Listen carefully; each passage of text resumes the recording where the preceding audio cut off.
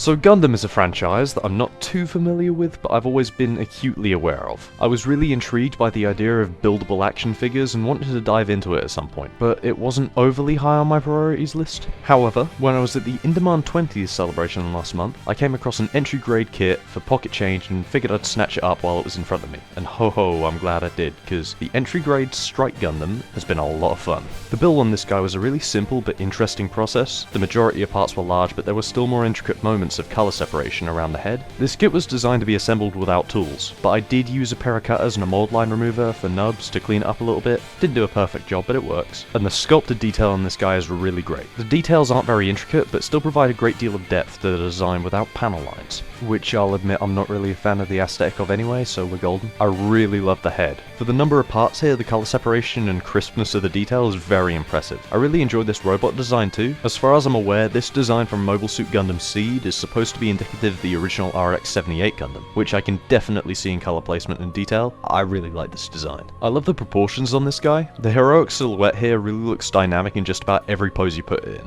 and that's helped by the accessories. He comes with a rifle, which looks pretty cool but doesn't have the most interesting design, but that plays second fiddle to the awesome shield. I love the overall aesthetic brought by Gundam shields, and this one is really dynamic, with some really nice colour placement and a ball joint to help it move around for the abundance of poses that you can get this guy into. This figure is just incredibly poseable. There are so many specialty joints that I didn't expect for a kit of this size and price, like butterfly joints, double knees, a double head, hyper flexible ankles, huge ranges at the elbows, and a 2-stage ab crunch and waist that...